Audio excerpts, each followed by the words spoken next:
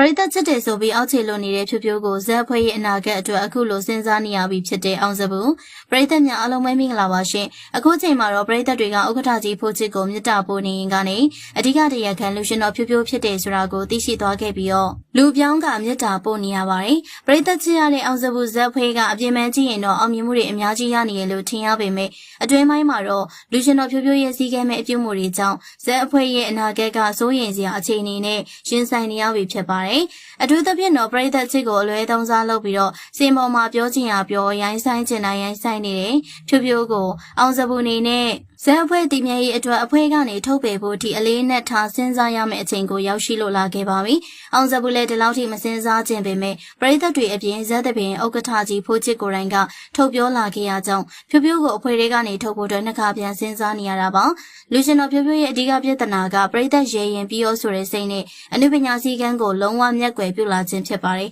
အနုပညာရှင်တယောက်အတွက်အဖွဲ့အစည်းဖြစ်တဲ့တပင်အစည်းအရုံးကချမှတ်တဲ့စည်းကမ်းတွေကိုလိုက်နာဖို့ပြက်ကွက်ရုံတင်မကောင်းခံဝင်ကတိလက်မှတ်ထိုးခိုင်းရင်ဖော်ကင်နဲ့ထိုးထိလိုက်မယ်ဆိုတဲ့အထိစကားကိုပါပြောဆိုနေကြတာပါအခုလိုမျိုးရိုင်းဆိုင်လာတဲ့အသုံးနှုန်းတွေကိုစေမော်မှာပြက်လုံးဖြစ်နေသုံးနှုန်းပြောဆိုနေတာက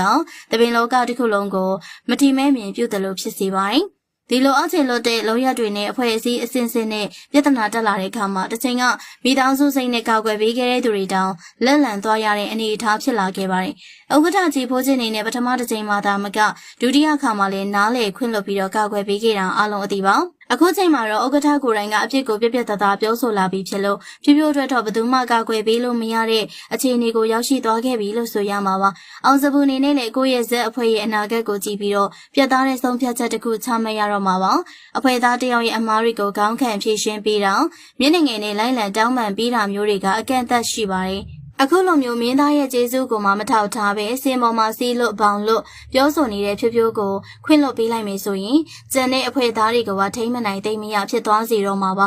တကြိမ်တစ်ခါမကခဏခဏပြဿနာရှာနေတဲ့လူရှင်တော်ဖြိုးဖြိုးရဲ့လုပ်ရက်တွေကခွင့်လွှတ်ပေးတာနဲ့မတန်အောင်နောက်လဲပြဿနာရှာမှတေချာတဲ့လောက်ရှိနေပါတယ်။ဒါကြောင့်မလို့အောင်စဘူးနေနဲ့သူ့ရဲ့ဇက်အဖွဲ့ကြီးတည်မြဲဖို့နဲ့ပရိသတ်ရဲ့အချစ်တွေနဲ့လေးစားမှုတွေကိုပြန်လည်ရရှိဖို့အတွက်